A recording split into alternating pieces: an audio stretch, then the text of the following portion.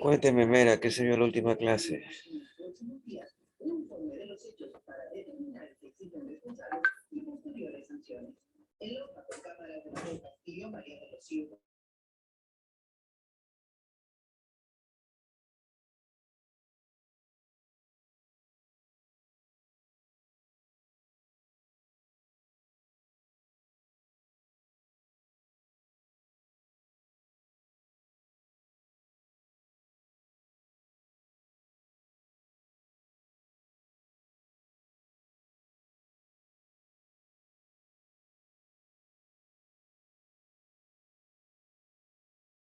¿Le escuchamos, Mera? Buenas tardes, ingeniero. La última clase lo que nos indicó fue donde eran los equipos de, ¿cómo se llama cada equipo del CPU de la computadora? Rocha, ¿algo que quiera acotar? Ingeniero, no puedo acotar nada porque yo recién me reintegro a la clase el día de hoy. Estuve con descanso médico. Ya, diga así.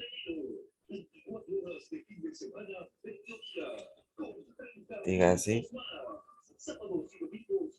Ingeniero, buenas tardes. Buenas tardes. ¿Algo más que quiera aportar?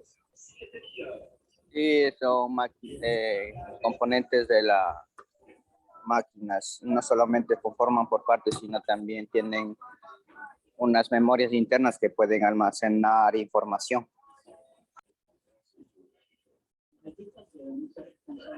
Rodríguez.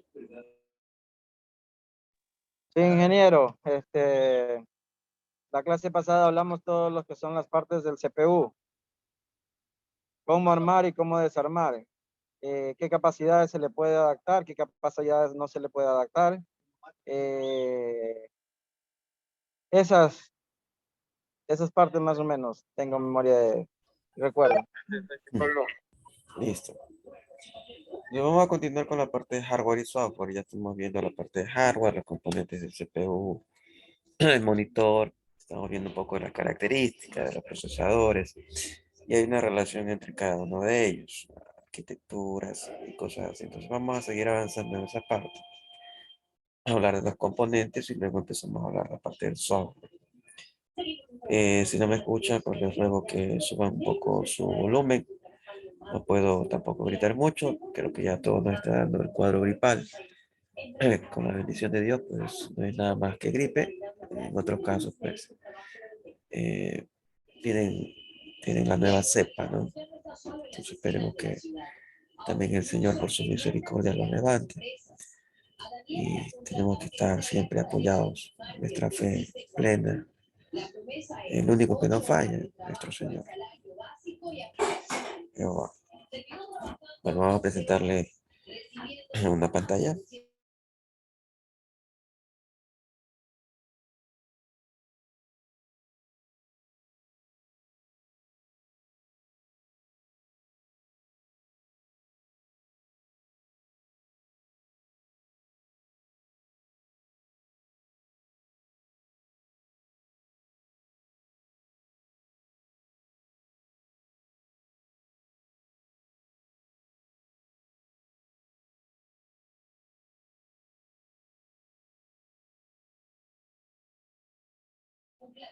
Esta es la parte de la PC.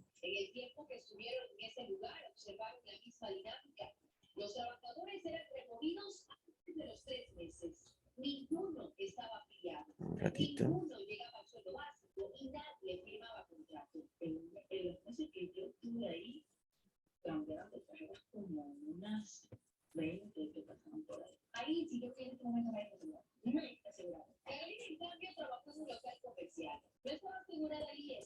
Ahí, listo.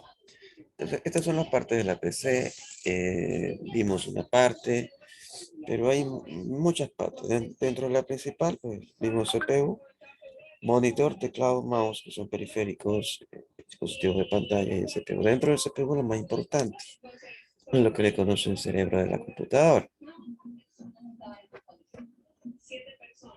Según las últimas cifras del INE, si bien se redujo el desempleo a nivel nacional y aumentó levemente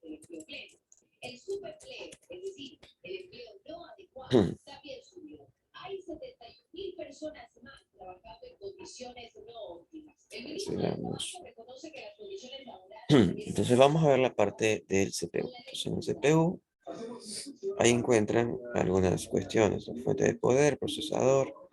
Ahí dice memoria RAM, memoria RAM. La gráfica no es muy clarita. Vamos a ponerle de acá. Ahí se puede ver mejor. Ya. Ese es el CPU. Ese es el CPU. Vamos a seleccionar aquí. Ya. ¿Esto qué es? ¿Alguien sabe? ¿Conoce? Tarjeta de memoria. Ya. ¿Alguien más? No la fue, pues. ¿Vale? ¿Quién más identifica qué es esa cajita? Fuente de energía. Perfecto, una fuente de energía, fuente de poder. Entonces esa es la fuente de energía o la fuente de poder. Eso es. ¿Cómo se llama esto?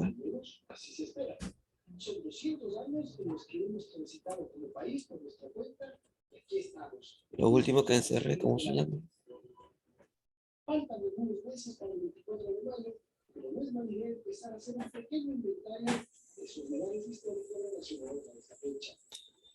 Eso se llama cooler o ventilador. O sea, el cooler o ventilador, pero del CPU. O sea, no de la caja, sino que al procesador se le conoce a nivel comercial como CPU. Por eso ahí dice CPU cooler. Se refiere al ventilador del procesador. Ya. Este que está aquí, que está seleccionado, vamos a coger otro color.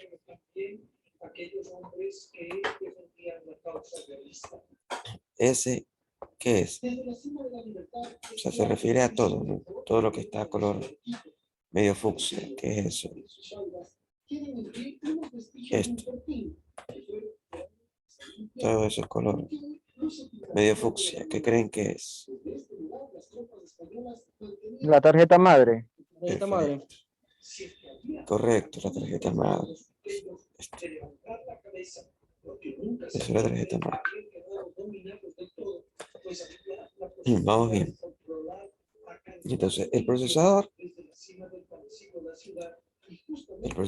es este que está acá. Ese es el procesador. El que va en ese punto. Ahora el disco duro. Ahí está el disco duro. Tarjeta de audio.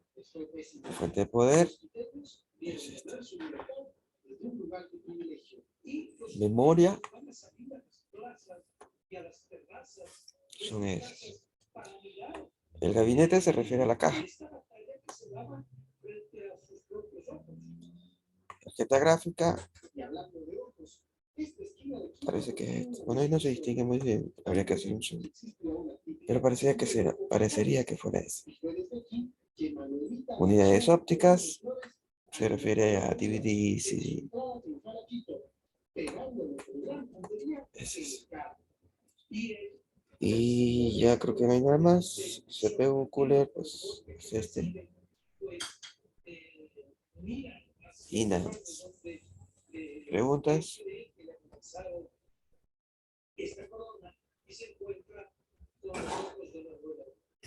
Acá está otro cuadro. Muy similar. Ya este, pero no en 3D, sino ya una foto real.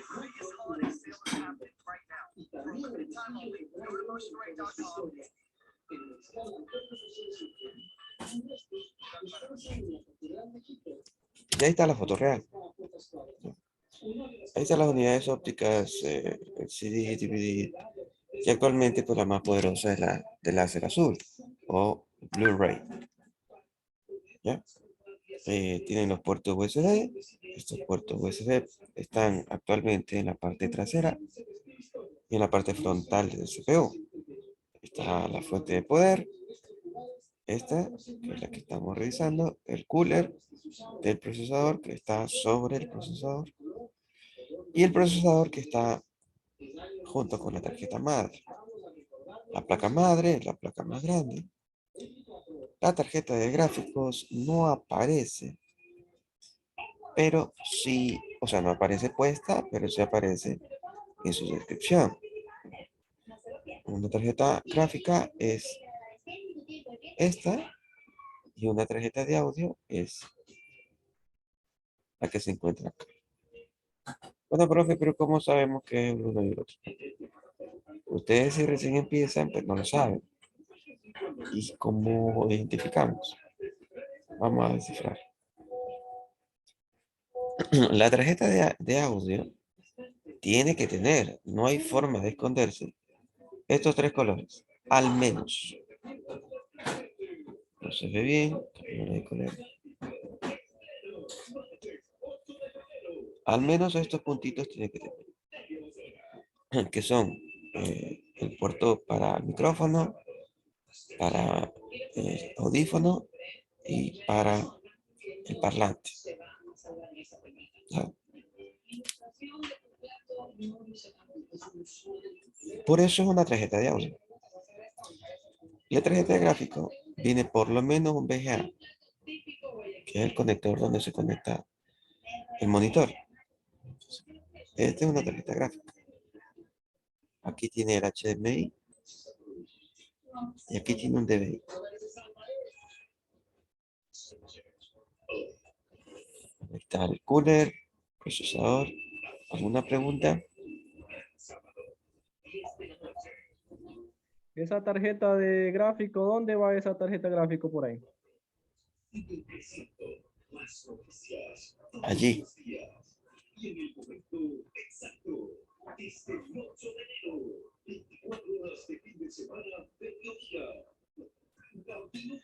¿Alguna otra pregunta?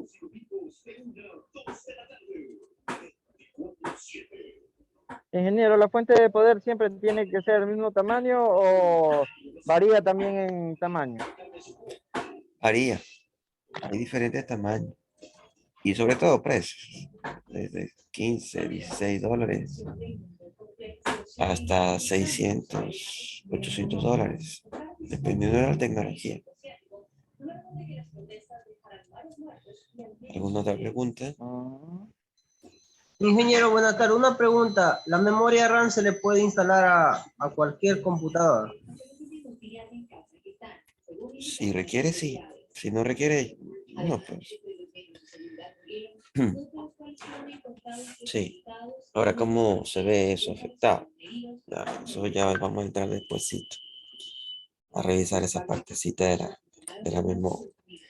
¿Alguna otra consulta, duda? La tarjeta de gráfico en sí, ¿en qué nomás, qué es lo que tiene que ver dentro de un computador?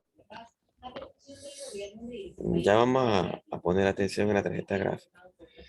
Primero tenemos que atender la parte del procesador y la memoria, porque ambos son importantes. Luego viene la tarjeta gráfica, que puede ser no importante para persona común, pero para otro tipo de personas incluso pueden darle más importancia que el procesador y que la memoria, pero no es del todo así. Vamos a chequear.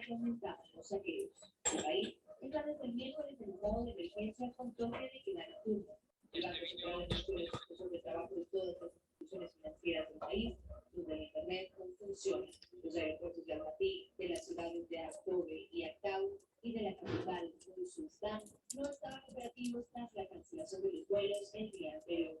El gobierno anunció que impondrá un límite durante 6 meses a los precios de venta de los carburantes para estabilizar así la situación socioeconómica.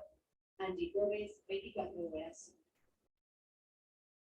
A un año del asalto al Capitolio, los alcances de este violento suceso aún no están completamente claros para la opinión pública estadounidense. Sin embargo, cerca de 700 personas han sido procesadas judicialmente.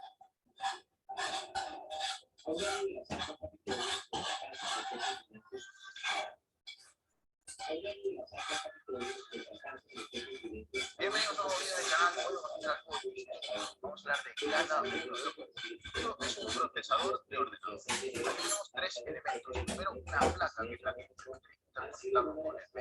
Aquí tiene el sustrato, que enseguida escucharemos el resto del libro.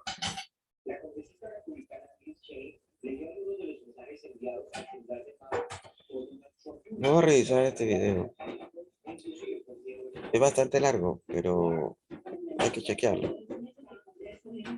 Vamos a ver lo del procesador primero. En cualquier rato pueden hacer preguntas. Lo pausamos y explicamos. Escuchemos. Luego veremos cómo ocurre. Por otra parte, debajo de esta chapita que tenemos aquí es un trozo de silicio. Eso es un procesador y siempre va encapsulado con un metal. Pero dentro, ¿qué hay? Vamos a ver. Que es un semiconductor donde está esculpido todo el circuito del procesador.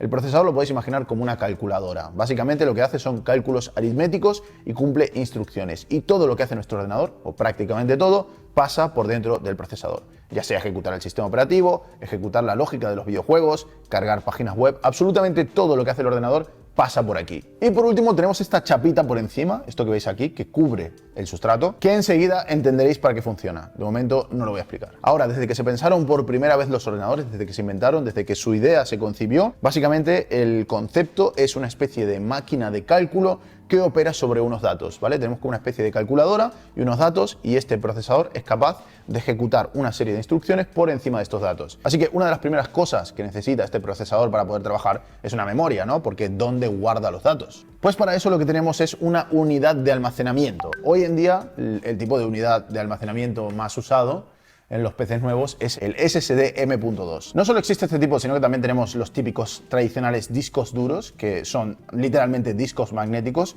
pero esto se está quedando un poco obsoleto en los últimos años, sobre todo en portátiles, ya es imposible ver uno de estos. También tenemos SSDs, que son este mismo tipo de memoria, pero en un formato un poco más grande, pero sobre todo lo que hoy en día más se lleva es el M.2. El M.2 está formado por estos chips que veis aquí, estos componentes, que son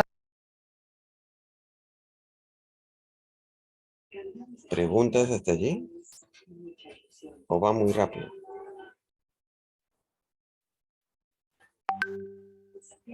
¿Alguna duda?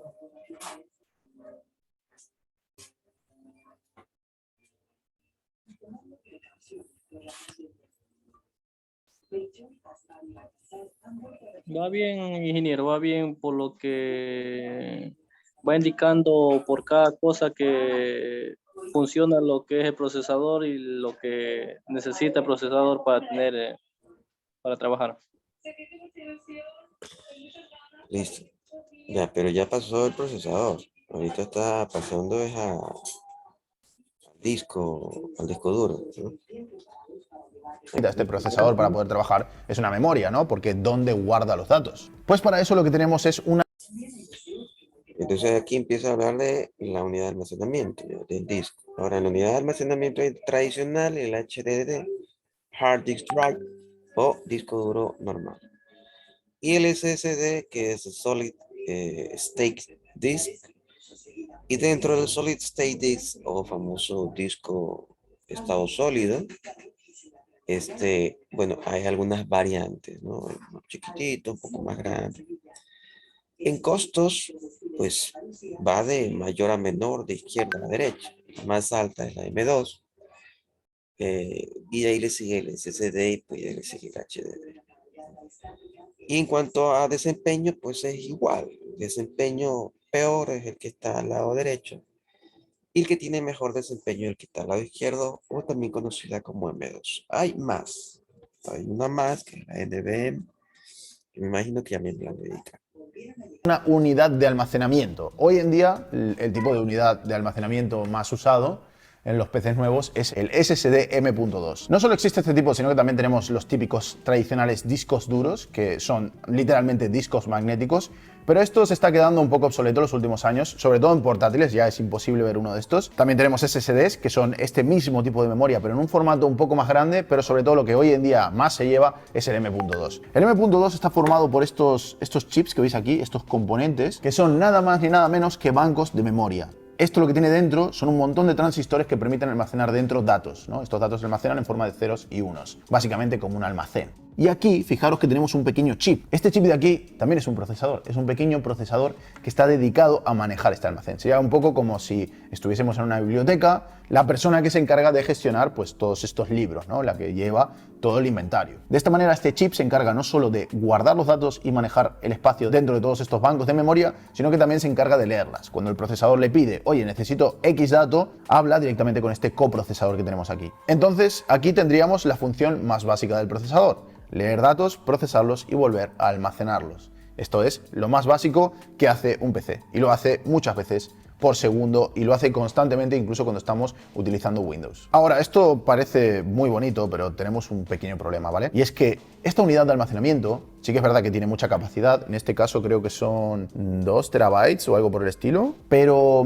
cargar estos datos directamente desde esta unidad es bastante lento. ¿Qué significa lento? Bueno, pues básicamente que si el procesador le pidiese los datos constantemente a esta unidad, pues se pasaría la mayoría de su tiempo sin hacer nada. O sea, estaría ahí esperando constantemente a que la unidad de almacenamiento le cargase los datos, ¿no? Se los enviase. Por eso esto no es práctico. O sea, esto haría que los ordenadores fueran muy lentos, a pesar de que estas unidades son muy rápidas, ¿eh? Aún así son bastante lentas. Por eso, básicamente, la solución que encontraron los fabricantes de hardware, que de hecho en aquel momento ni siquiera tenían M.2, los discos eran lentísimos, fue inventar un dispositivo llamado RAM, Random Access Memory. La RAM estaría en medio del almacenamiento principal, o sea, la memoria a largo plazo, y el procesador. Y básicamente para lo que sirve es para que en lugar de cargar datos directamente de aquí al procesador, los carguemos de aquí a la RAM, el procesador trabaje con ellos directamente desde la RAM y luego, cuando hace falta guardarlos para que no se borren nunca más, pues los meteríamos de nuevo en el M.2 o en el almacenamiento de turno. Sobre esto tenemos una pequeña serie de la cual tenemos 2 episodios donde profundizamos muchísimo en cómo funciona la RAM y qué es, que se llama Todo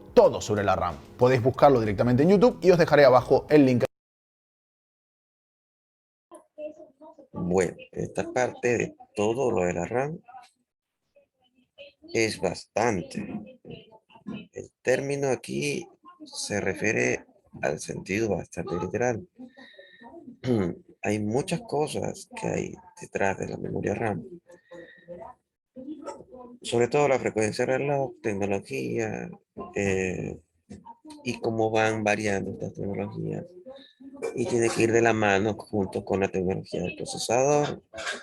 Más que todo con el procesador. Van de la mano. El procesador tiene que soportar la frecuencia de la RAM y la RAM tiene que estar a la misma frecuencia del procesador. Caso contrario, no van a poder trabajar. Tienen que estar de igual forma. En la descripción. Ahora, esto tiene una pequeña cubierta que también hace de disipador para el calor. ¿Veis? Esto simplemente está pegado aquí. Y aquí lo que podemos ver, una vez más, son bancos de memoria. Son parecidos a los que tenemos en el M.2. Un poco más pequeños, tienen otro funcionamiento, otra forma de almacenar los datos, porque de hecho son muchísimo más rápidos, ¿vale? El acceso de procesador aquí es muchísimo más rápido. Y en estos pequeños bancos es donde se almacenan las cosas con las cuales el procesador tiene que trabajar de forma inmediata. Aparte de eso, el procesador dentro tiene otro nivel de memoria, que es la memoria caché, pero si queréis profundizar un poco más en este tema, tenemos otro vídeo que se llama ¿Por qué tantas memorias?, que también os dejaré el link abajo en la descripción. En ese vídeo lo explicamos un poco más a fondo, pero a modo de resumen, ¿por qué tenemos 2 memorias y no una sola? ¿Para qué tenemos esta memoria si esta es más rápida? ¿Por qué no usamos directamente esta, no? O sea, ¿qué sentido tiene tener 2? Aparentemente no tiene ningún sentido. Bien, el tema es que esta memoria de aquí, cuando tú guardas un dato y apagas el ordenador, los datos se quedan ahí, ¿vale? No se borran nunca. Bueno, se pueden llegar a borrar en casos de catástrofes y cosas, pero en principio, cuando esto no recibe corriente, los datos se quedan dentro. La RAM es mucho más rápida, pero tiene un pequeño inconveniente, y el inconveniente que tiene es que cuando apagas el ordenador se te borra absolutamente todo. Aparte de que la capacidad es más cara. O sea, es más caro tener una RAM más grande que no tener un M.2 tan grande. Por ejemplo, un M.2 de 2 terabytes cuesta esto, mientras que 2 terabytes de RAM tienen este otro precio. Los tamaños comunes de RAM son 8 GB, 16 GB, 32 GB, incluso 64 GB. 128 si quieres también, pero ya es más raro porque es muy caro y no se suele utilizar tanta RAM. Entonces, ¿cómo se decide qué es lo que va dentro de la RAM y lo que no va dentro de la RAM? Pues es muy sencillo. Lo que el procesador está ejecutando en ese momento va a la RAM. Por ejemplo, imaginaros, yo abro Google Chrome, pues todos los archivos de Google Chrome se cargan en RAM, porque yo estoy trabajando de forma activa con esos procesos. O sea, el procesador está trabajando constantemente con el proceso de Google Chrome y para poder leer esos archivos, esas librerías, ese código, pues lo tiene en la RAM. Aparte de eso, cuando la página web carga el contenido web, o sea, todo lo que viene a ser imágenes, textos y bueno, todo lo que tiene una página web, pues lo cargaría también en la RAM, porque está trabajando en tiempo real con esos datos. O sea, todos los datos con los que está trabajando en tiempo real van a la RAM. ¿Y quién decide qué va a la RAM y qué no? Pues el programador del programa. Ahora, como podéis ver esto, aquí en la mesa, que está todo puesto así, pues como que no encaja, ¿no? No hay una conexión directa, ¿no?, entre estos pines y esto de aquí. Nos hace falta algún tipo de dispositivo que permita unir todas estas piezas, ¿no?, en una única red de componentes. Y eso es justamente lo que hace la placa base. También hace muchas cosas más, pero iremos poco a poco. Y la placa base justamente es uno de los componentes más complejos de todos, porque tiene, como podéis ver, muchísimas cosas. Pero vamos a empezar por lo primero, el núcleo. Esta parte de aquí es el núcleo. Vamos a centrarnos únicamente en esto. La primera pieza más importante de nuestro núcleo de la placa base es el socket o zócalo. Aquí es justamente donde se encaja nuestro procesador. Fijaros que hay un montón de pines que justamente encajan a la perfección con los pines que tenemos en nuestro procesador. Esto se coloca de manera muy sencilla, lo ponemos aquí, cerramos la jaula y ya tendríamos el procesador conectado en la placa base. Y esta conexión le permite acceder a un montón de componentes, como iremos viendo poco a poco. Por otro lado, aquí tenemos los slots de la RAM, ¿vale? Aquí es donde conectaríamos nuestra memoria RAM.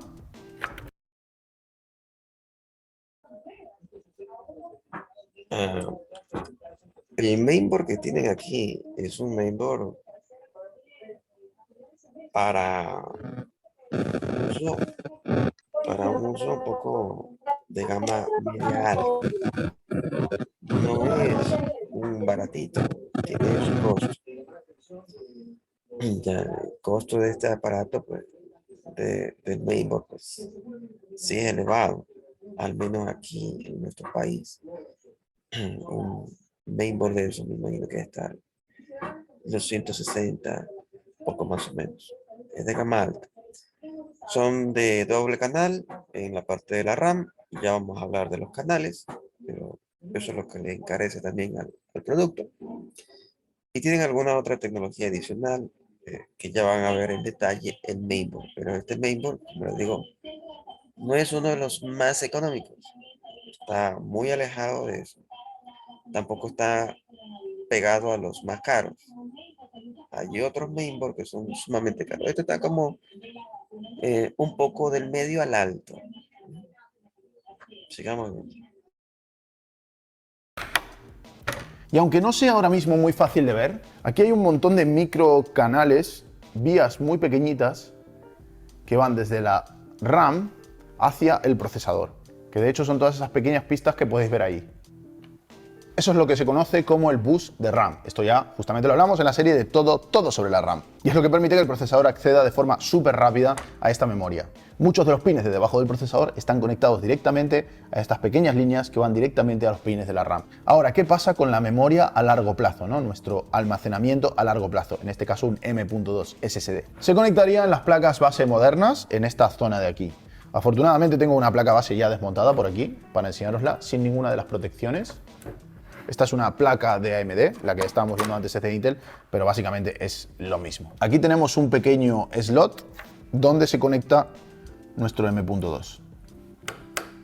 Y bueno, aquí tendríamos que atornillarlo. Aquí las vías que hay entre el M.2 y el procesador no se pueden ver de forma fácil, porque de todos modos el M.2 en este caso no va directo al procesador, sino que tiene un paso intermedio. ¿Del que hablaremos enseguida? Ahora, otra cosa muy importante es que el procesador reciba corriente, ¿no? Porque al final este es un aparato electrónico y de alguna forma pues le tenemos que dar alimentación. La alimentación en los PCs se recibe a través de la fuente de alimentación, ¿vale? Valga la redundancia. Esto es una fuente de alimentación.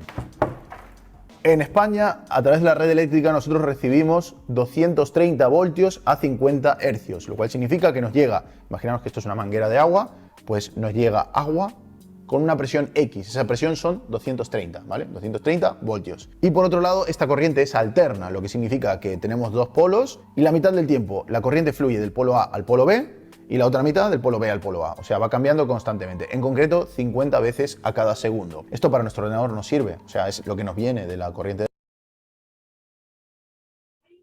Acá es diferente. acá el tendido eléctrico público.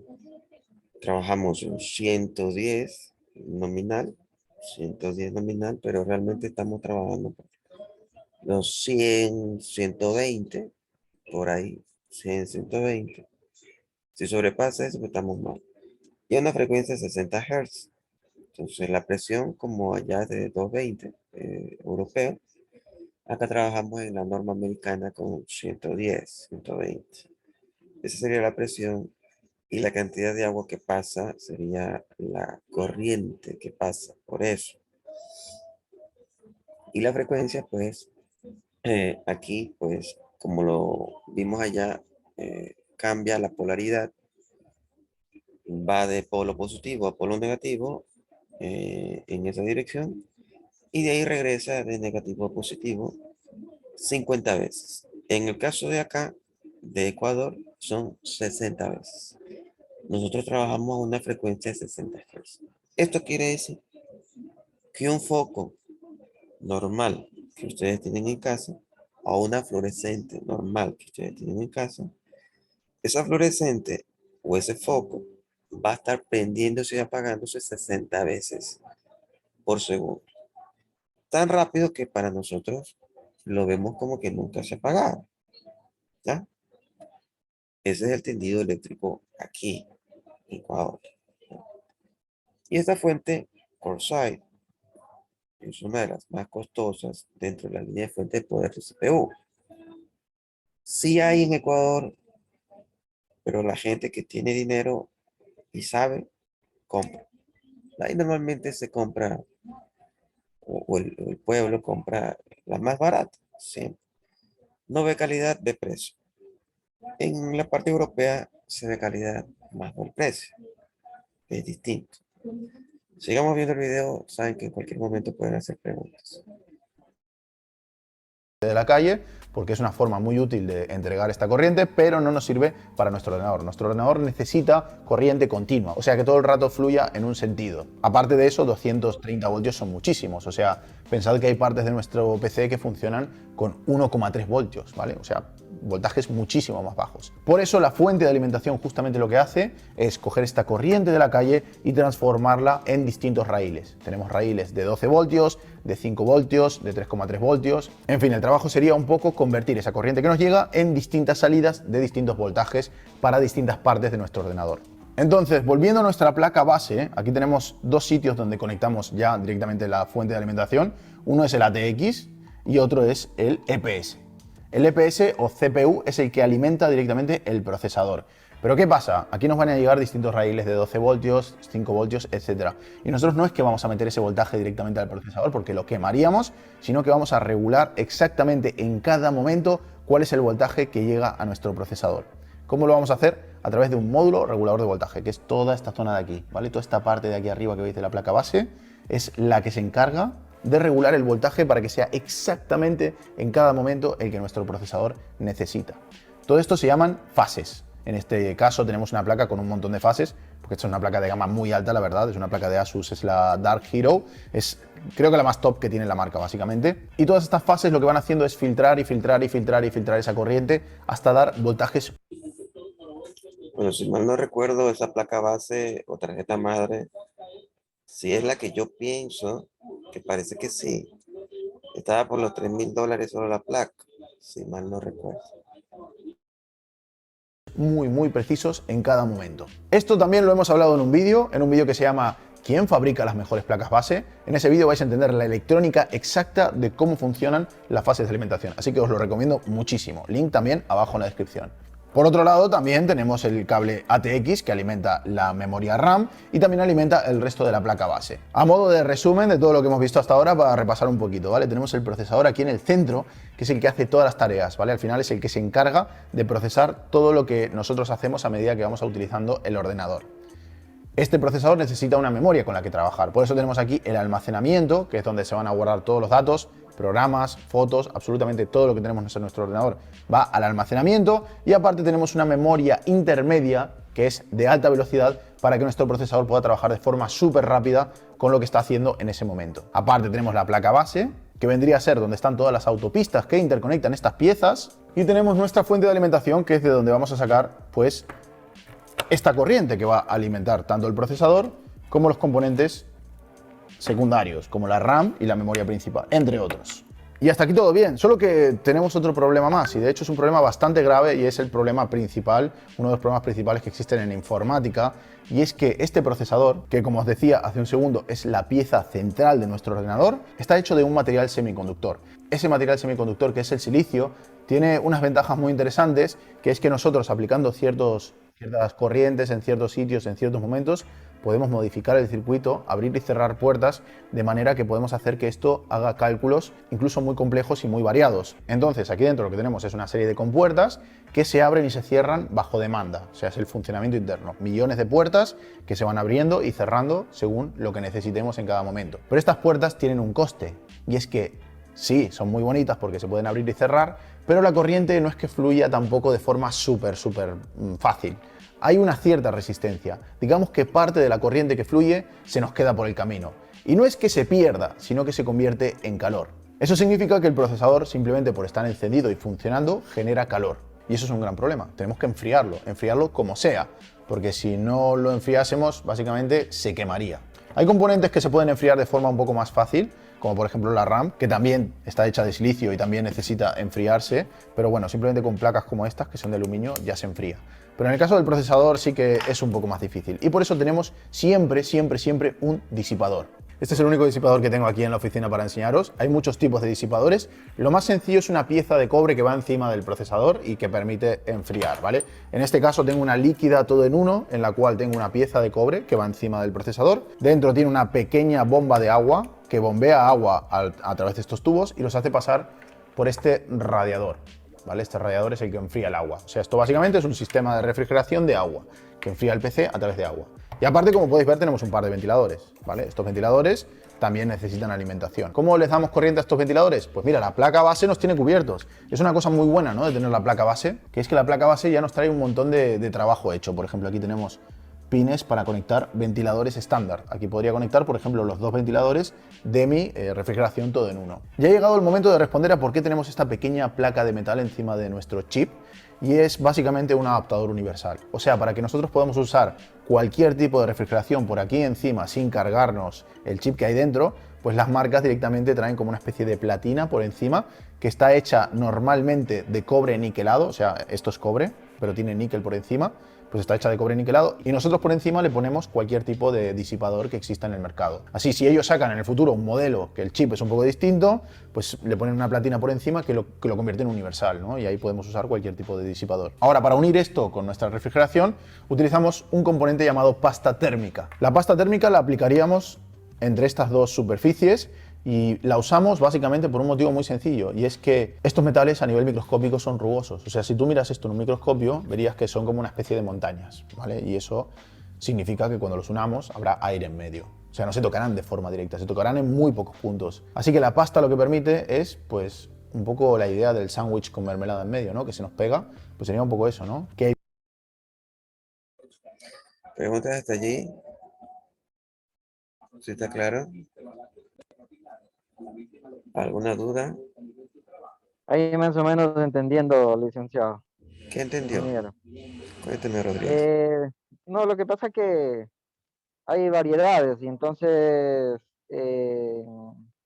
en la que estamos viendo, por ejemplo, es una variedad avanzada. Y para los que tienen conocimiento, claro que es entendible, pero para otros que, por ejemplo, nosotros no tenemos mucho conocimiento, escuchamos, pero casi no tenemos entendimiento de lo que es un procesador avanzado, de las capacidades que tiene y todo.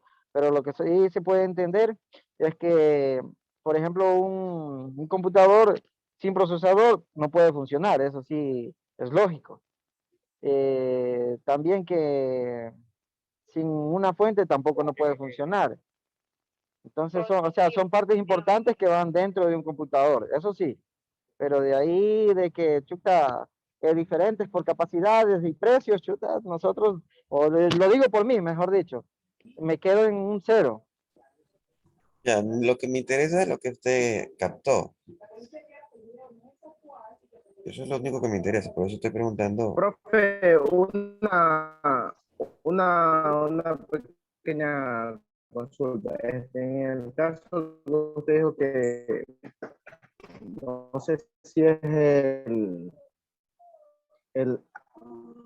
ATX o el EPC, ese es el que tiene ese precio que este se gusta como 3,000 y pico. ¿Solo esa piecita nomás o es más caro? Me imagino que es más caro que la máquina, el computador. No, Si tiene solo la... ese costo, imagínese cada pieza cuánto costaría. Si ese tiene un valor como usted lo explica, imagínese Yo me el refiero precio que tienen los demás. el precio, si mal no recuerdo, es de No la sé si placa, esa es placa esa es mi grande. pequeña inquietud, como usted explicó. El precio que le estoy indicando, si es la misma placa que yo ya había averiguado, es la placa madre. Es la tarjeta madre donde se conectan todos los componentes. Solo la tarjeta madre estaba en ese precio. A eso tiene que agregarle el costo del CPU. Póngale $1,000. RAM, póngale $800.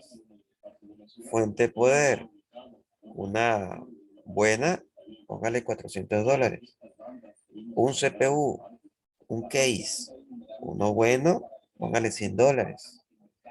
Un disco duro, uno bueno, póngale $200. Sistema de ventilación, sistema de enfriamiento, uno de agua, póngale unos $1,000. Y ahí va armando su computador. No quiero O sea pasar, que no eso, quiero pasar todo el video porque a pesar de que yo siempre les digo que pregunten, no suelen hacerlo o se ponen a hacer otras cosas y no toman atención a la clase. Por eso hago pausa y les pregunto. Ahora sí puede continuar, pero ¿me escuchan? ok, profe. Entonces, igual como te explicaba eso, yo me quedé como dudoso en lo que dice que el distribuidor de corriente, o sea, yo me refiero que como es el que procesa todas las cargas, ¿qué voltaje más o menos es el que manda ahí? Como por decir un 220. ¿Eso en qué lo transforma? ¿Eso lo va, ese distribuidor lo va transformando en menos cantidades de corriente o cómo lo expande en el procesador? Eso es lo que quería que nos explicara. Me vuelve a hacer la pregunta, no la entendí muy bien. En el distribuidor de corriente, esa plaquita, no sé cómo, por ejemplo, como por decir, ponerle, digamos, lo conectamos a un 220. Yo sé que como está el procesador, va distribuyendo, como el señor lo explicaba en el video, que lo distribuye en pequeñas cantidades. No sé si de pronto a mandar una descarga, yo sé que una descarga muy fuerte lo va a quemar al monitor, ¿no? A la computadora. Como dice que son pequeñas cantidades de corriente que envía, me imagino que ha de tener adentro mismo un regulador de voltaje más que todo, ¿no?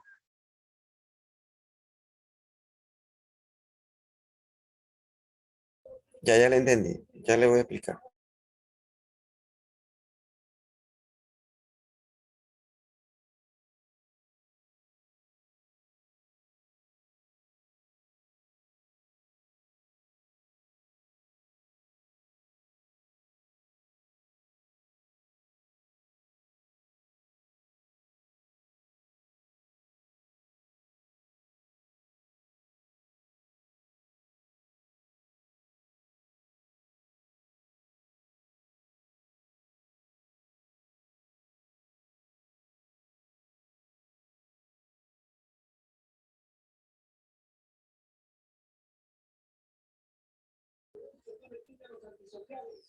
A ver, vamos a verificar.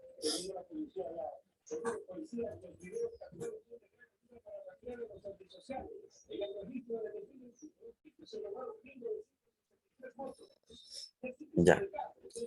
La fuente de poder, bueno, aquí está tapado, pero se lo explicó en su momento y se conecta acá a un conector que está detrás de la imagen, ¿no? Vamos a ponerle otro color para que se pueda divisar. Aquí está un conector. Entonces la fuente de poder es así, una cajita, y de ahí salían algunos cables. Entre esos se pone aquí uno. A lo que se refería que divide en varios voltajes, es que a la fuente de poder le llega, en nuestro caso, cambiarle de color, en nuestro caso, a la fuente de poder le llega a 110 voltios. AC, alterno, corriente alterna. A esa caja le llega eso. Pero en la caja sale otro voltaje. Sale 12 voltios, sale 5 voltios, positivos y negativos en ambos lados, más y menos 5 voltios. Salen algunos cables y sale otro cable para conectarlos acá, que es el que alimenta al procesador. Ahora, todo esto, si bien es cierto, uno va directo, que se conecta, lo alimenta de energía al mainboard. El mainboard tiene que regular todo eso a través de lo que él decía. Estos son capacitores integrados que regulan la parte eléctrica. Lo que están acá son los capacitores. Los capacitores han evolucionado bastante. Si se revientan esos capacitores ya no valen. Entonces vienen un poco de piezas electrónicas que regulan más la salida de la fuente de poder.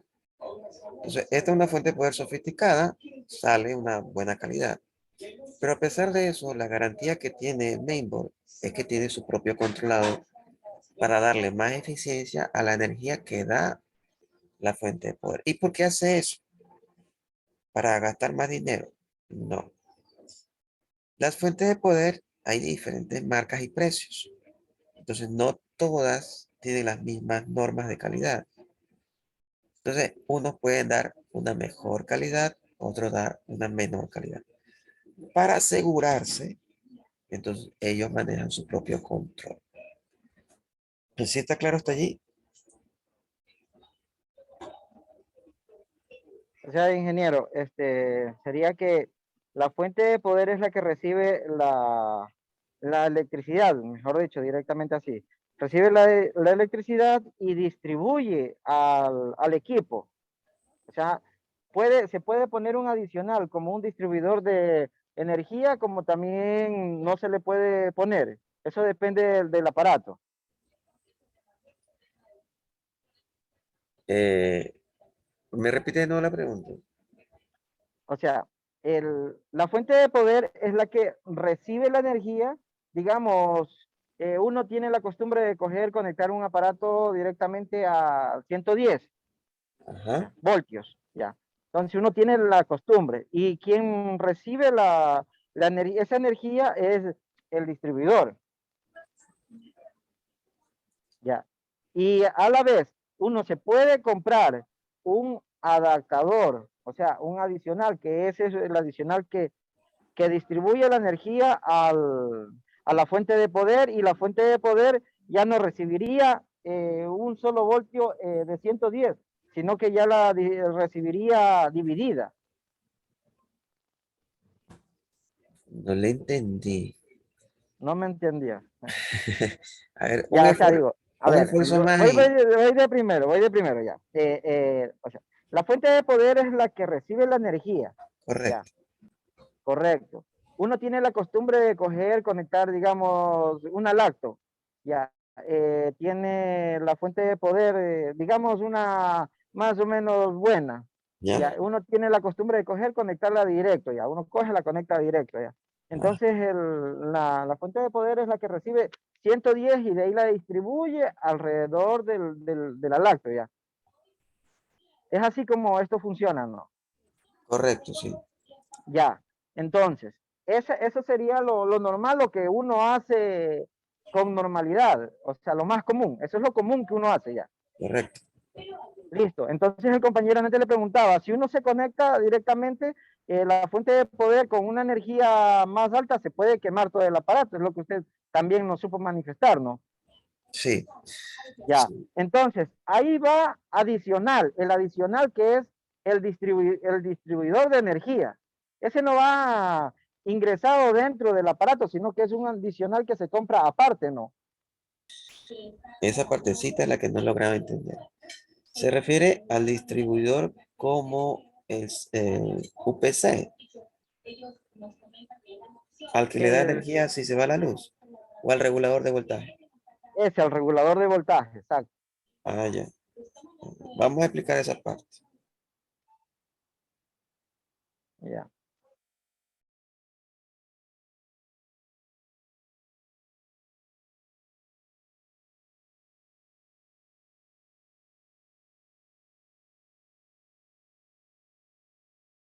A ver, entonces, vamos a ver si me sale, ¿no?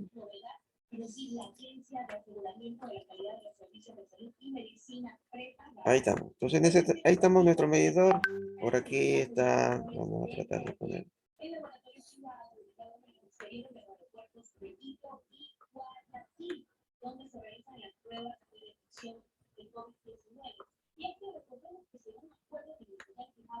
Ahí está. Ya. Entonces, aquí está el tendido, ¿cierto?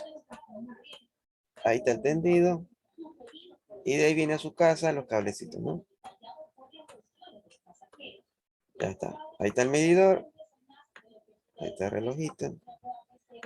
Y de aquí entra a su casa. Pasa por el toma corriente.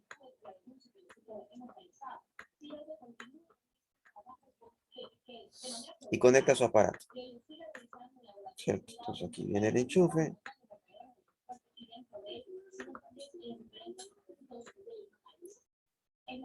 Ahí está su enchufe.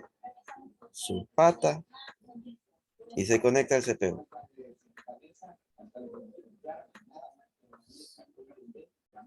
Este es el CPU. Ya. Y aquí está su monitor, ¿no? Este es su teclado.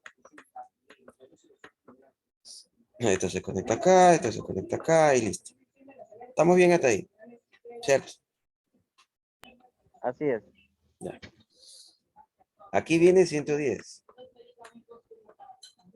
Cambiarle un poco.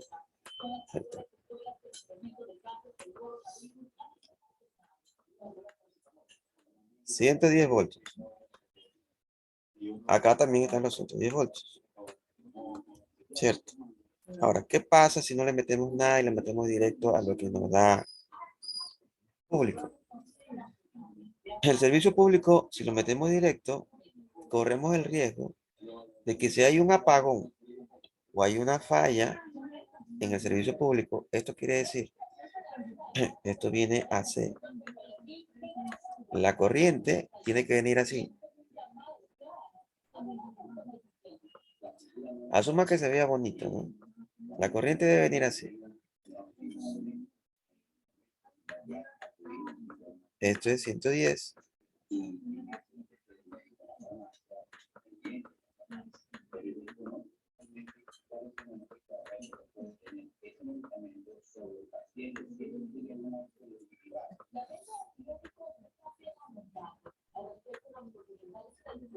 Y esta es la línea del tiempo. Y esto se repite. Ahora de aquí a acá.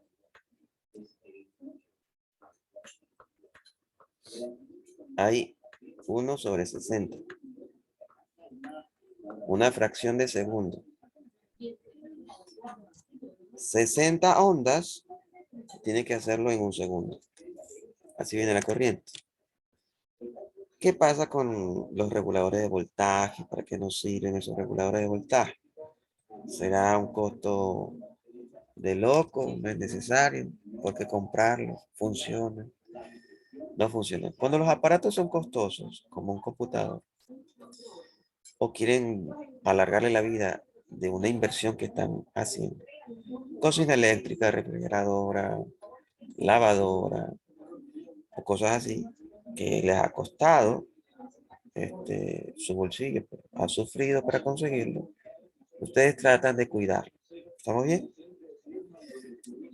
¿Cómo se los cuidan? Cuando viene la corriente, no viene de una forma ondulada, bonita, sino viene así.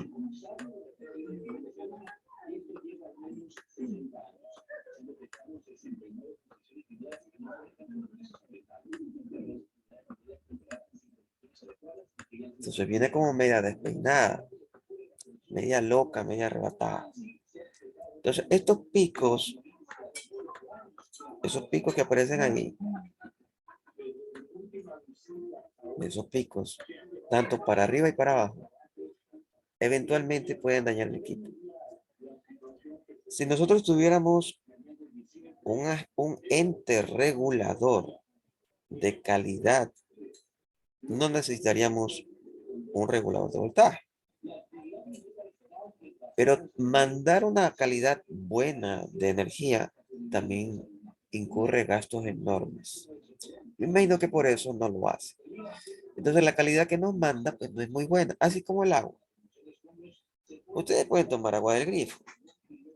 Si están protegidos con la bendición del Señor, no les va a pasar nada. Pero no es bueno. Es importante pues, hervir el agua. Es importante, hay que cuidarnos también. Entonces, así como se maneja el agua, se maneja la luz. No es bueno.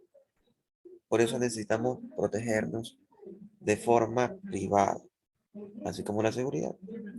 Ahí está la policía. Sí, pero prefiero yo poner cámaras. Lo mismo hacemos acá. Compramos nuestro regulador de voltaje para alargar la vida de nuestra inversión, de nuestro electrodoméstico, de nuestro computador, de nuestra refrigeradora, de nuestra cocina, de nuestra lavadora, etcétera, etcétera, etcétera.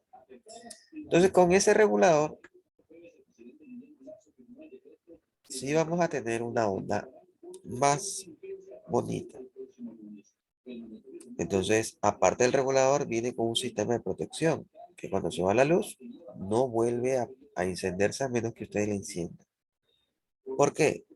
Porque cuando se va la luz, mantener los 110 voltios es complicado dentro de la distribución de la empresa eléctrica, ¿no?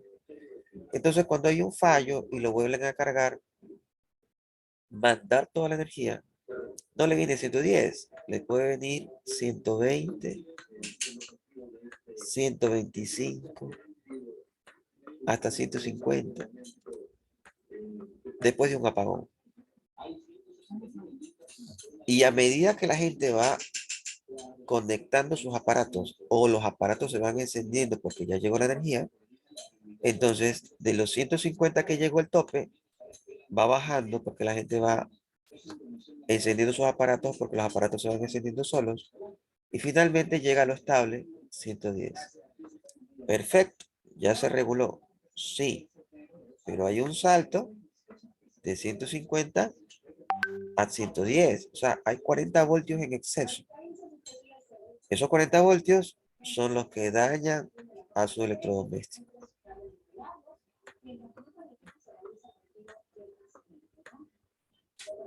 Y puede ser que ya no vuelva a encender. Ahí viene la función del regulador. Si se va la luz, no se enciende y se queda apagado. Y él espera unos 3 a 5 segundos que se puede regular, dependiendo de la calidad, la marca, el diseño, el modelo del regulador que vayan a comprar. Entonces se calcula, se regula y se enciende solito a los 3, 5 segundos. Una vez ya estabilizada, incluso verifican si ya está estable o no la energía. Y ahí permiten encender los aparatos que estén conectados al regulador. ¿Sí está claro hasta ahí? Sí. Ya. Y de ahí va, si es nuestro computador, a la fuente de poder. La fuente de poder es la que está aquí adentro. Hasta ahí, como lo está explicando, profe, sí, sí se entiende.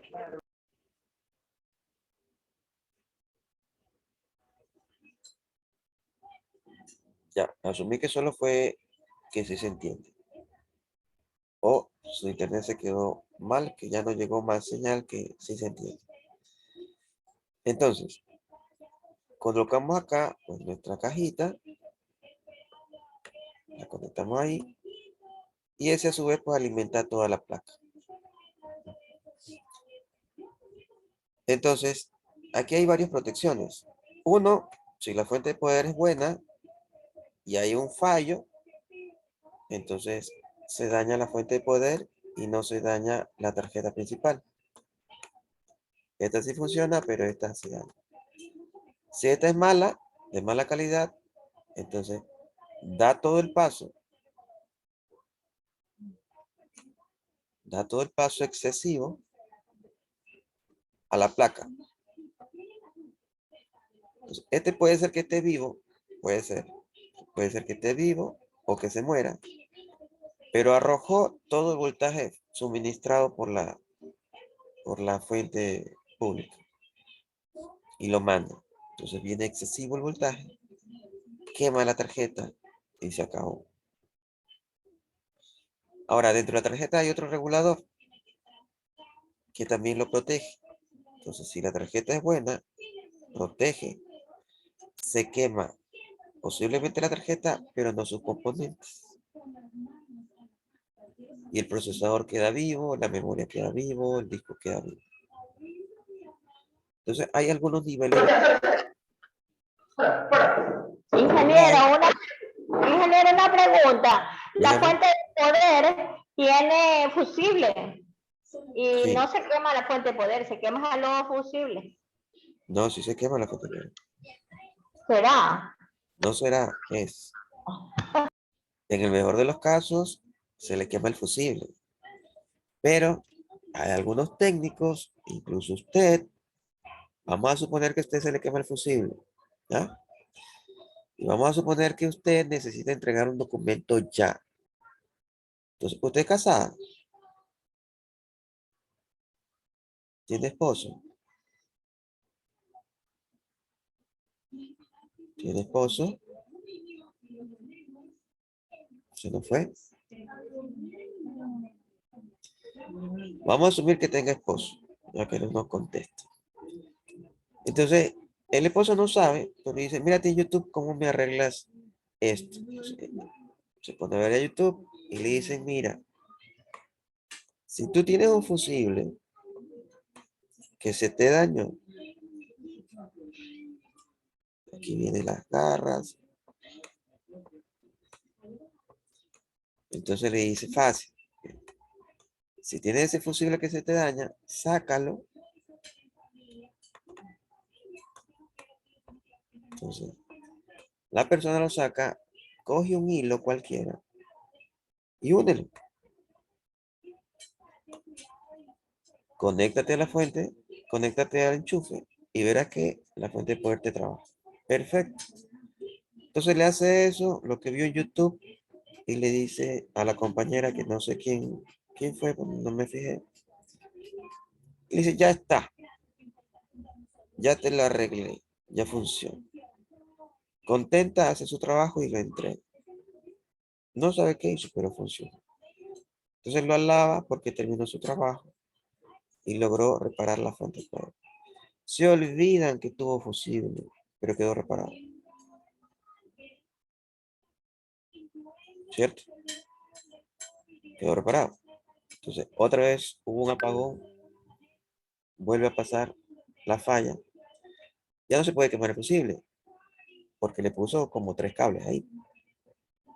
Entonces, entra toda la energía y si la fuente de poder es mala, la calidad que bota a la tarjeta madre es mala y puede estar con voltajes elevados, quemando el mainboard. quemando la tarjeta madre. No es que solo cambiando el fusible la fuente de poder funciona o no funciona, no. Hay otros componentes detrás de la fuente de poder que se queman. O sea, no es necesario que solo se verifique la fuente de poder. Perdón, el fusible. No es así. Hay otros componentes dentro de la fuente de poder que se suelen quemar.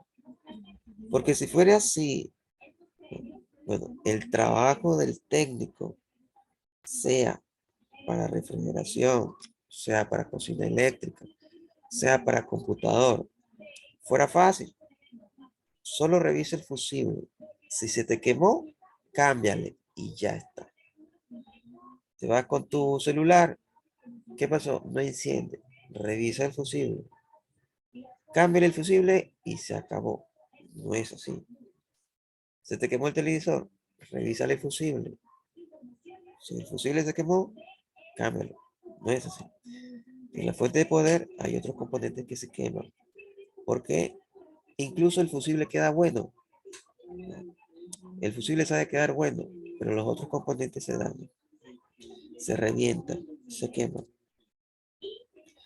Entonces, si no es de buena calidad, permite ese exceso de corriente mandárselo al mainboard. Y si la tarjeta madre o mainboard no es de buena calidad, permite mandar esa corriente a los componentes que están conectados. ¿Y cuáles son los componentes que están conectados? El procesador, memoria y disco. Puede dañarlos a todos. A todos. Y no puede rescatar nada. Ha habido casos en que se quema completo. Se daña disco, se daña RAM, se daña procesador, se daña mainboard, se daña fuente, se daña todo. Todo. Pero los de gama alta tienen su nivel de protección. Una fuente de poder costosa debe tener su fuente de protección que posiblemente pues, se dañe solo el fusible, porque lo protegió. Cambio el fusible y se acabó. Buenísima la fuente de poder. Claro, le tuvo que haber costado su dinero para que solo le cambie el fusible. Pero hay otras que no. Otras que el fusible queda bueno, pero los otros componentes se dañan. Ha habido casos en que el técnico no tiene el fusible correcto. Le pone un fusible más grande. El fusible es de un amperio. Sí, pero tengo uno de 2. Pero le funciona. Le pone 2 amperios. Sí, efectivamente funciona. Pero si hay exceso de corriente, me la quema.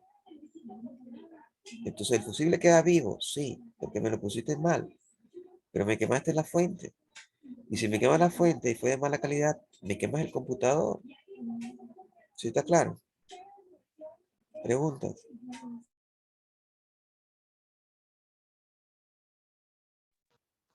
Está muy bien entendido, está muy bien esa explicación, ingeniero. Sí se entendió clarísimo.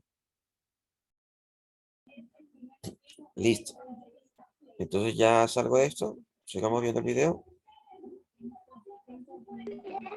En este caso, ingeniero, ¿qué recomendaría usted como experto en la materia, más que todo, y tiene conocimiento bastante de lo que es la computación?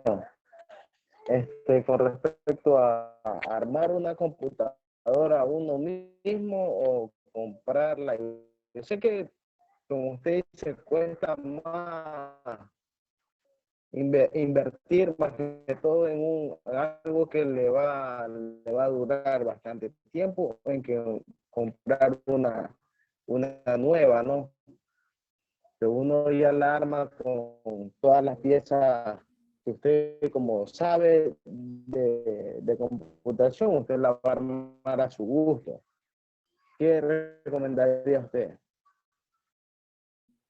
Ya. Me es difícil entenderlo, pero creo saber qué es lo que está preguntando. No sé si soy solo yo, por el problema que tengo, se me bajó la parte auditiva. Aparte que tiene dificultades con el internet. Tiene un poco mal el internet que se le está cortando. Pero vamos a ver si le entendí. Usted me confirma con un like, con una imagen. Es más rápido que hable. Se escucha medio feo. Entonces me da un like si es así Sí, lo que sí. usted está preguntando. Usted me está El preguntando. problema ahí creo que es mi internet. Ya. Se escuchó medio lento, pero vamos a ver si entendí y el resto de compañeros me indican si eso es lo que dijo. ¿Qué es mejor? ¿Armar un computador o comprarlo nuevo, completo, armado? ¿Qué es más económico? ¿Armar yo mismo o comprar uno que ya está armado? ¿Qué haría? Ya que mi conocimiento es un poco más avanzado en esto. Vamos a borrar esto y contestar a la pregunta.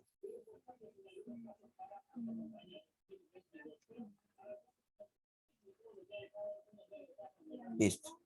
Ya. ¿Cómo hacemos cuando vamos a comprar un computador? ¿Cuál compramos y qué hacemos? Es difícil, al menos a mí, me es difícil confiar en la parte tecnológica con alguien.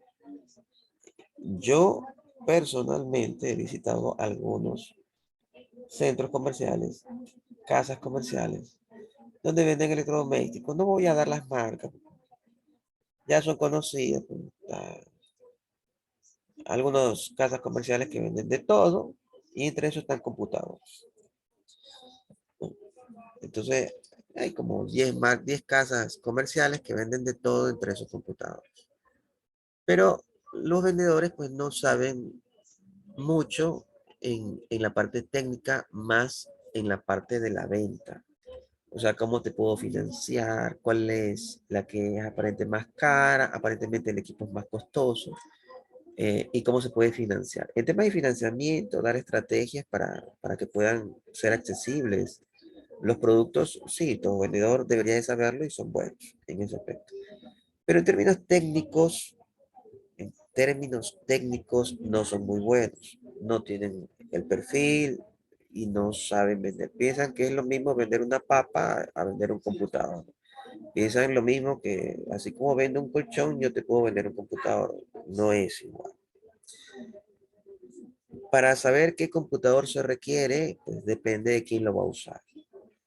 Lo típico que se escucha es que yo quiero un computador que sea económico, que tenga la 3B, bueno, bonito, barato y que me dure para toda la vida. No existe.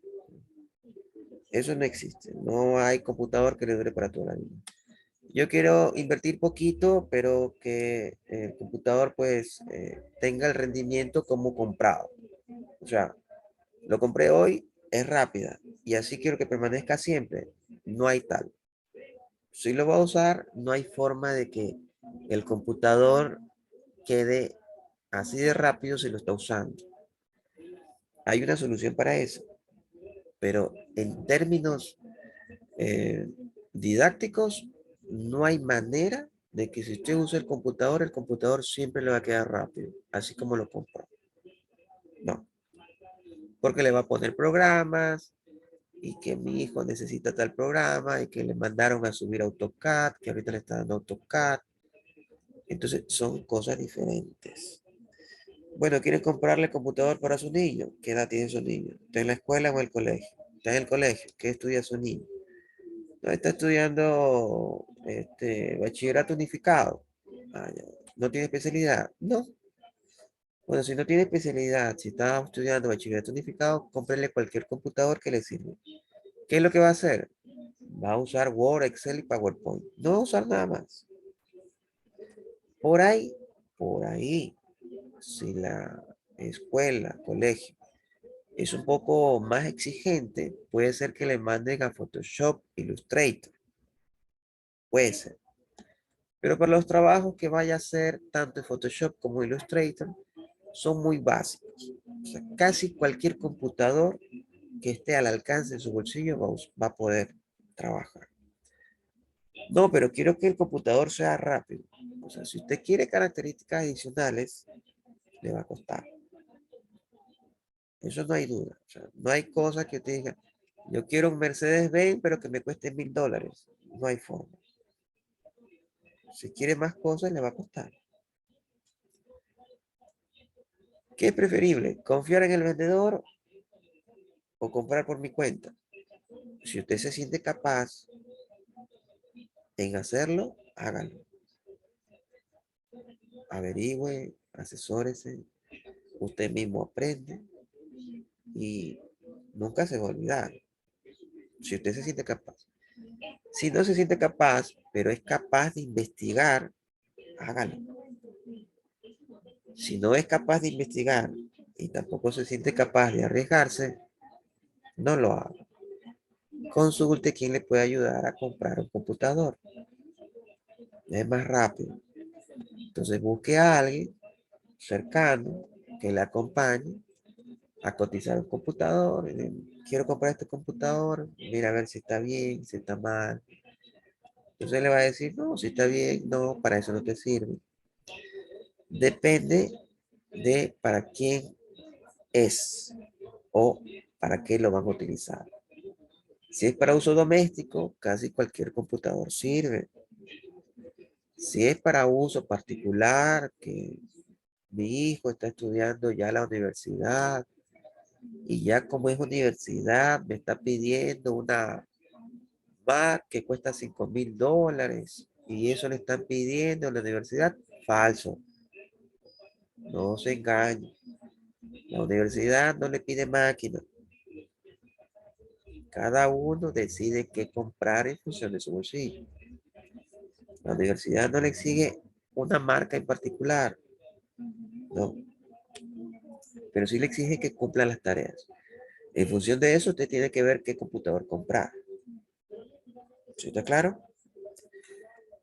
¿Qué computador comprar si mi hijo va a ingeniería? Depende. Mi hijo va a ser ingeniero comercial. Cómprele cualquier computador. Mi hijo va a ser ingeniero civil.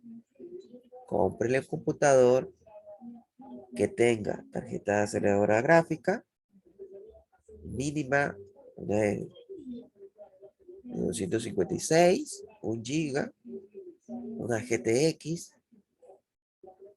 un poco robusta. Ese computador no puede estar menos de 1000, le va a costar 1200 en adelante.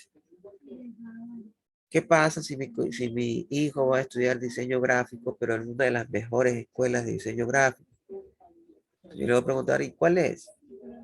Si usted me dice una de las que yo tengo en la cabeza, digo, ya, cómprese un computador AMD, tal, y le va a costar unos $1500.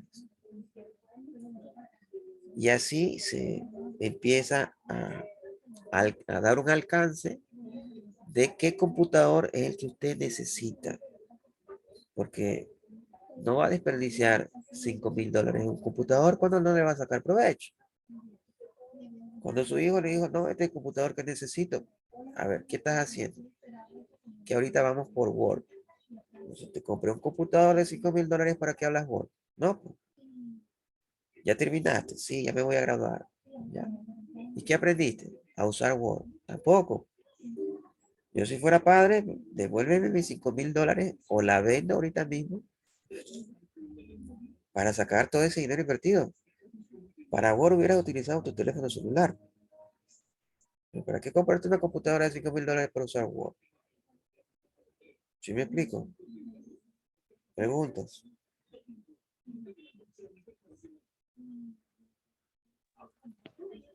O sea, ingeniero, en eso sí estamos más o menos claros ya. O sea, según la operación que se va a realizar con el aparato, uno puede comprarlo. Pero el compañero le preguntó fue que usted, ¿qué recomienda? ¿Comprar un aparato o armarlo al gusto de uno mismo?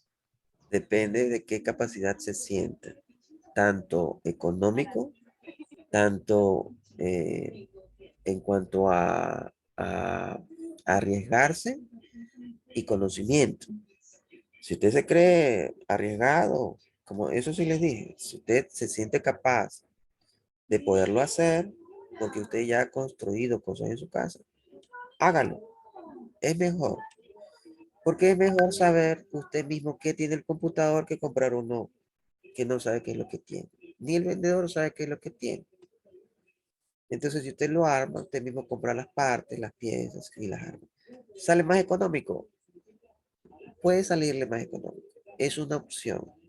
O sea, puede haber ahorros si lo arma usted solo. ¿Por qué? Porque las partes las compra a medida de su bolsillo y la va almacenando hasta que tenga todas las partes y la arma. No lo siente. Vaya poco. Tengo dinero para comprar una caja, un CPU, un case. Va y lo compras. Está bonito el case. Le costó $60. Y ahí tengo el case. Poco a poco lo voy tratando de armar. Compré la fuente de poder. $20 me costó la fuente de poder. Es China, pero va a servir. Compré el mainboard. Está bonito este mainboard. Tiene esto, esto, esto. Va comprando, va armando las partes. Entonces usted mismo se va instruyendo, asesorando con alguien y va comprando las partes. No es difícil armar. Cualquiera lo puede hacer. Con un tutorial de YouTube, se lo puede hacer. No hay drama en eso. Lo que sí hay drama es saber escoger las piezas. Porque tiene que haber compatibilidad del procesador con la RAM y ambos con el mainboard. Eso sí, o sea, no pueden comprar, por ejemplo, yo compré un mainboard Intel y le voy a poner un procesador AMD. No, no hay cómo. Intel es para procesadores Intel. No le pueden meter AMD. Es la competencia. Yo compré un mainboard AMD y le voy a poner procesador Intel. Tampoco. Perdió su dinero. No hay forma. En eso sí tiene que tener cuidado. En que las partes sean compatibles. Pero de ahí lo puede hacer. Si se siente capaz. Si no se siente capaz, pero usted sí sabe investigar, hágalo. Investiga, averigua, consulta. Y si no es capaz de investigar y no se siente capaz de armar, ahí sí le toca, y se lo dije, contactarse con alguien que sí sabe, llevarlo, ¿sabes qué? Acompáñame tal día a comprar un computador, quiero que me ayudes. Entonces va acompañado de él.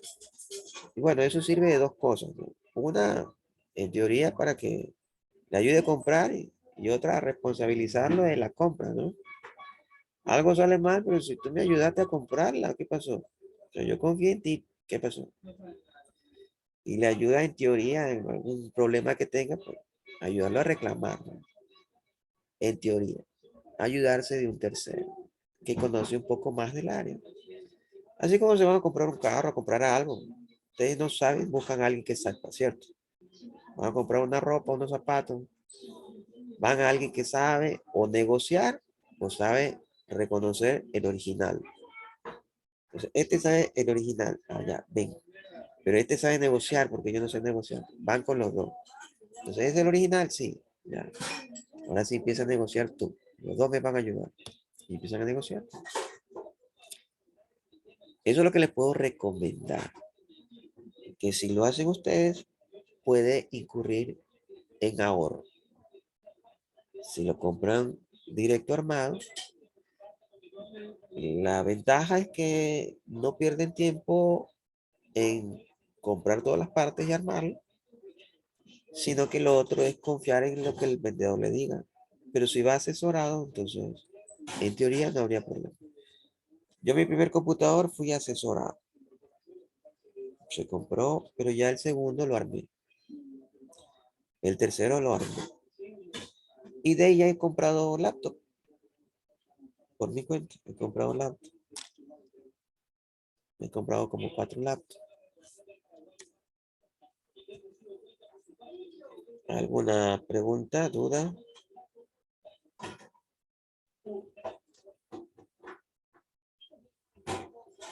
No sé si quedó claro o no quedó claro. Sí, eso está claro, ingeniero, gracias. Sigamos. Entonces, ya vimos el CPU, ya vimos la parte de la RAM, donde iba. Vamos a entrar un poco más detalle de ese mainboard que causó un poco de, de- de, curiosidad. Vamos a ver cuál es ese mainboard.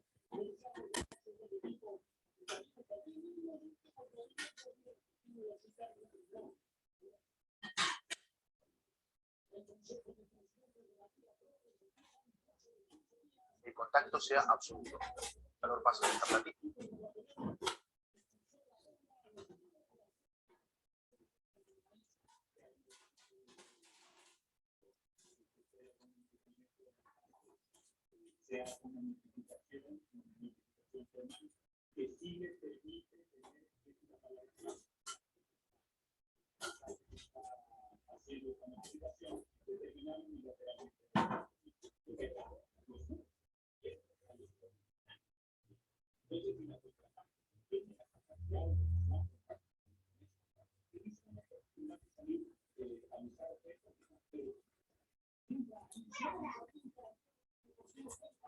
Este es un modelo similar, pero hay otro más sofisticado.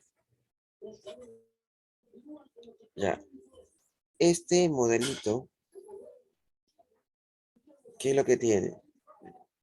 Tiene dos antenas Wi-Fi externas. Ustedes la pueden conectar donde ustedes quieran. Y creo que aquí dice las características. Para no divagar, no especular.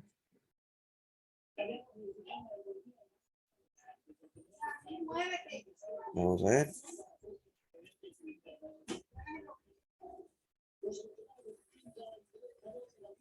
Ahí está.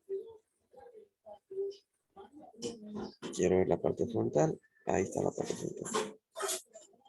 Ahí está. Interesante. A ver, tiene dos puertos de red. Este ya viene integrado con tarjeta de red, pero dos. Tiene dos puertos de red de 2.5 GHz. Este es Fast Ethernet, o sea, red de velocidad alta. Tiene USB 3.0, 3.1, 3.2. Tiene la parte del audio de 7.1 canales. Esta es la parte de audio. Tiene salida óptica para un sistema de teatro en casa, si ustedes desean. Un sistema de sonido envolvente. Tiene dos botones de acceso rápido para el reinicio del BIOS y para limpieza del BIOS. Tiene un puerto de actualización directa del BIOS o BIOS, un puerto USB 3.0, dos antenas de las que les digo, Z, sí, Wi-Fi, dos antenas. Tiene un puerto HDMI. Ahí está el puerto HDMI. Y tiene dos conectores tipo C para Thunderbolt. Esto es bastante. ¿Para qué me sirve todo esto? Bueno, solo en los dispositivos USB 3.0 y 3.2 son dispositivos de alta velocidad. No son de baja velocidad. Ustedes pueden colocar discos duros externos a esa velocidad y supongamos que quieren respaldar un ejemplo, ¿no? Para un ejemplo didáctico y que puedan comprender la velocidad. No es literal, pero para que tengan un ejemplo. Si ustedes quieren respaldar 100 gigas en un sistema convencional, un puerto USB 1.0 o 2.0, podrían demorarse los 100 gigas un día a esa velocidad. A la velocidad del 3.2, 3.0, de lo que se encuentran acá, pueden hacerlo en 3 horas o 4 horas. Se ahorran casi el día. En cuanto a la tarjeta de red, este es de tarjeta Fast Ethernet. Esto significa de que la transferencia a nivel de Internet es altísima. Si ustedes han transferido de un computador a otro computador en su casa, porque ahorita todo el mundo tiene router en su casa, porque tienen internet. Ya el que les provee el internet les da un router y se conectan entre computadores.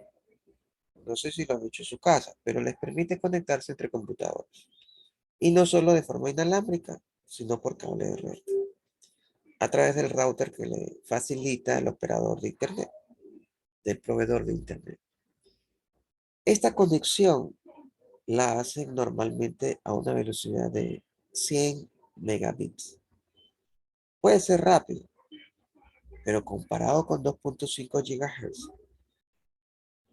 no llega ni a los talones.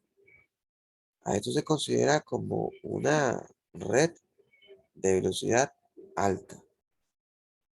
Tanto que para los que conocen el diseño gráfico, trabajar a esta velocidad con un dispositivo de almacenamiento por red lo hace rapidísimo. Es como que grabara en pendrive cuando lo están haciendo por red, porque por red se demora, pero como es rápido, es como que lo estuvieran grabando en el pendrive del computador y realmente lo están grabando a través de la red. El dispositivo Thunderbolt, que son los conectores que se encuentran abajo, son discos duros de alto desempeño o dispositivos de alto desempeño en cuanto a la velocidad. Una transferencia increíble. No hay otro dispositivo con una tasa de transferencia más grande que la que se encuentra en Thunderbolt.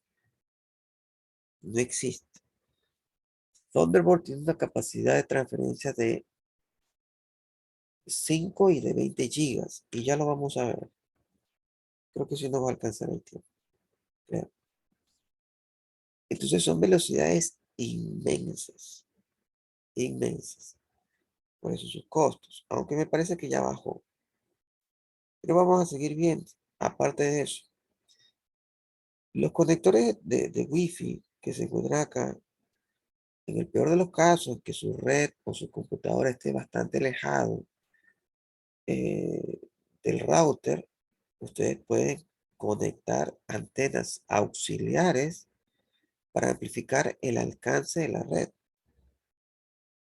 Entonces colocan su antena en cualquiera de las dos o en las dos para amplificarlo al doble y direccionan a donde está el router y les va a alcanzar. O sea, tienen mayor cobertura en el alcance.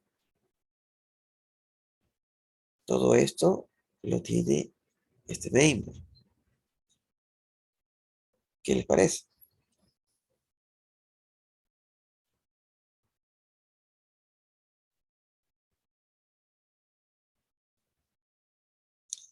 Ahí está una tarjeta amplificadora de señal.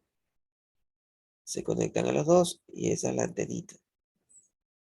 Yo creería que con eso ustedes tienen una cobertura de unos 50 metros, que es bastante. 50 metros con obstáculos, ¿no? Obstáculo de paredes.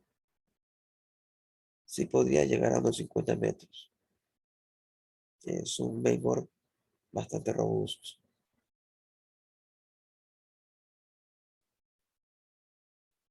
Rubén, ¿alguna duda? No, por lo que me vengo a enterar ahorita que ha habido memorias muy extendida, muy grande, entonces no tenía ese conocimiento todavía como lo está explicando usted, ingeniero. Ok. Bueno, este es uno de los mainboards. En su momento lo vi, pero obviamente pues, hay más caros, ¿no? Son de gama media alta, bastantes cosas. Ahora los botoncitos, esos botones, esos botones que se encuentran ahí, esos ¿Para qué suelen, o sea, ponerlos accesibles es de gran utilidad?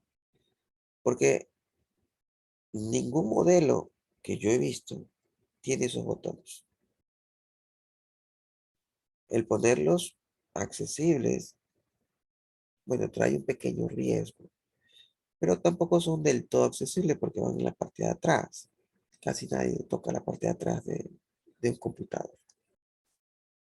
Pero son de gran utilidad, porque a veces el computador se les bloquea y hay que desarmarlo, resetear la pila del BIOS y volverlo a configurar. Pero acá no es necesario desarmarlo, porque ya tiene los botoncitos en la parte de adelante. Me imagino que alguien, me imagino, si no, pero algún rato les tiene que pasar o les ha pasado que la hora de su computador no es la real. Y aunque ustedes le pongan la real, al día siguiente se atrasa, se para, ¿cierto? Ahí tiene que cambiar la pila. Y en algunos casos le ponen, aunque ya no he visto, últimamente no he visto, pero por seguridad le ponen clave al mainboard, al BIOS. Entonces, antes de arrancar el disco duro, o sea, antes de arrancar el sistema operativo, tiene que ponerle una clave para poder arrancar. Le ponen la clave y arranca. Pero si se olvida la clave, hay un problema grande. Si son de marca, es más grave el problema. Porque si se les olvidó la clave cuando son equipos de marca, como HP, Dell, Gateway, sobre todo HP, y se les olvidó la clave, tiene un pequeño aplicativo que cuando ustedes hacen 2 intentos, les manda una alerta, indicando de que si no es la clave correcta, el equipo se va a encriptar. Y ustedes con fe intentan la tercera y última oportunidad. Se les encripta y su computador y sus datos quedan perdidos. Se acabó. Pero si no es de marca, ustedes desarman el computador, le sacan la pila, hacen un jumper, un cortocircuito, limpian el BIOS queda como nuevo, arman el computador, lo prenden y no ha pasado nada. Se les olvidó la clave, pero no pasa nada porque ahora ya no tiene clave. La reseteé. Más o menos lo que hacen para reseteo del router, para los que ya han hecho el reseteo de un router. Para los que no, pues para resetear el router con una clave que desconocían o que sí sabían, pero se les olvidó. En la parte de atrás del router hay un botoncito. Y si no está el botoncito, hay un huequito. Y si no está el huequito, en la parte de abajo hay una etiqueta que dice reset. En inglés se le pronuncia reset. Ahí ustedes van con una aguja, en el caso de que no sea botón, y aplastan, mejor, meten la aguja, no la punta, la cabeza de la aguja, donde ponen el hilo, lo meten en ese huequito, esperan un tiempo, y ese tiempo es para que se borre toda la información del router, y la clave que se le olvidó, pues no importa porque ya el router queda como nuevo sin clave. Algo parecido es acá cuando se le olvida la clave del BIOS. Hay que desarmarlo, hacerle un circuito para limpiar. Tener los botones atrás, pues, es de gran ayuda. Tener todas estas características también. Tener un sistema envolvente en su computador de 5 canales o de 7 canales es bastante. Para los que les gusta jugar, es lo máximo. Para los que les gusta el cine, también. Para los que no les gusta el cine, ni les gusta ver películas, tampoco les gusta jugar en su computador, esto no es nada, ¿no? Es dinero perdido. Pero para otros, no es del todo así. Esta es la cajita, así viene el equipo. Ingeniero, Dígame. disculpe la interrupción. Lo que pasa es que le voy a solicitar permiso porque como estamos ya en hora sincrónica y tengo que irme a vacunar, me toca la segunda dosis de la vacuna. Sí, ya terminamos con esto, no se preocupe. Ya, ok. Sí, ya tenemos que terminar. Bueno, ahorita sigamos con 3 puntos importantes hasta el momento que había aprendido y con eso terminamos. Rodríguez,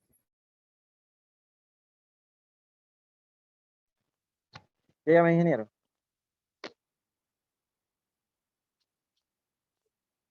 3 puntos importantes que haya aprendido en la clase de hoy. Puntos importantes. Lo que es para una conexión de un aparato, siempre hay que evitar conectar directamente porque eso nos va a causar pérdidas eléctricas, no solamente de un aparato CPU, computador, sino que muchos aparatos. Es valioso y muy importante tener dentro de un CPU o una lacto que el, como que es el que distribuye o recibe la energía, que sea de muy buena calidad, porque si no, no va a durar el CPU o una lacto. También hemos aprendido que en un CPU o una lacto podemos obtener o adaptar tarjetas principales de memorias de bastante capacidad para tener como que es, para una navegación mejor. Perfecto. Está bien, Rodríguez. También pudimos ver que dependiendo del aparato del computador, como en la actualidad ya vienen con bastantes entradas de conexión, como usted recién nos pudo indicar. Gracias, Rodríguez. Mera, ¿qué puede aportar algo adicional, Rodríguez? Como contaba el compañero Israel, lo primero es necesario tener el ahorrador de energía para que haya un cortocircuito, no llegue a dañar lo que es dentro del CPU, la memoria y lo que... Protector de energía. Exactamente, entonces si es que se va porque a veces la luz se va y viene demasiado fuerte. Correcto. Entonces el conector le evita que vaya directamente la luz al CPU, entonces ahí son las quemas de lo que viene por dentro del CPU, de la memoria, de todo. Perfecto. Perea.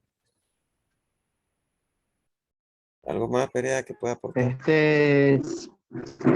Sí, profe, no sé si me escuchan bien o el problema inconveniente con el internet. No sé si me escucha bien. Se lo escucha mejor que antes. Sí me escucha, profe. Mejor que Ok.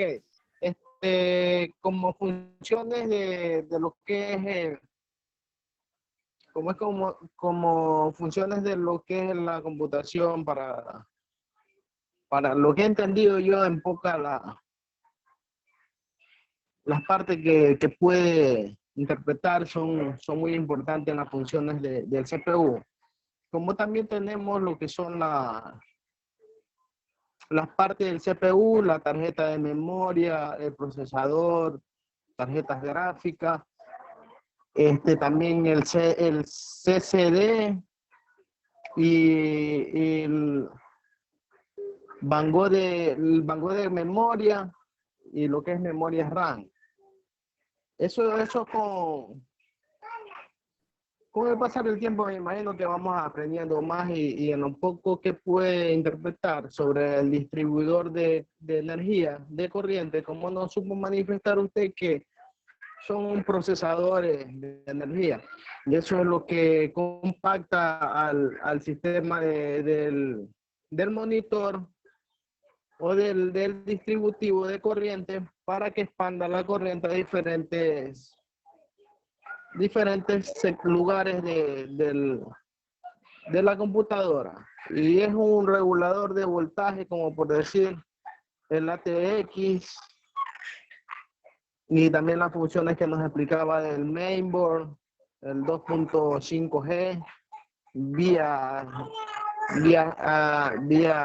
también de las tarjetas de la red, el HDMI y las entradas de, como por decir, el Wi-Fi 6E y el bus de memoria. Esos son bases fundamentales que usted nos supo manifestar y a la vez yo, la verdad es que nunca había tenido conocimiento de esta partícula que hay dentro de la computadora, para a su vez así mismo tener conocimiento y ponerlas en práctica en cualquier momento, aprender más también, ¿no?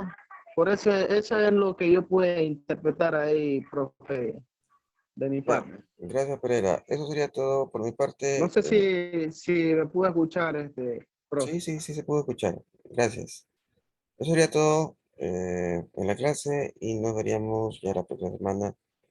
Eventualmente vamos a hacer el listado de las clases, de todas las clases. Entonces voy a tratar de hacerlo esta semana. Yo creo que ya el lunes ustedes podrán tener todas las clases enlistadas. No solo en el curso de Moodle, sino en la página web de la carrera, la que estamos tratando poco a poco completarla, ¿no? Ahí van a encontrar toda la información y voy a hacer lo más rápido posible para tener ese listado de todas las clases, de todas las materias. Así como se toman lista, van a estar por día todas las clases y también separadas por materia. Pues ustedes pueden hacer la búsqueda por materia o por día, para que sea más accesible a revisar las clases cuantas veces ustedes deseen. Eso sería todo. Dios lo cuide, Dios lo guarde. Recuerden que estamos en esta época de pandemia. Tenemos que acercarnos más a Dios para que esta enfermedad pues, no nos toque a nuestros seres queridos tampoco. Dios los cuide, Dios los guarde. Pasen bien. Excelente tarde. Gracias, ingeniero.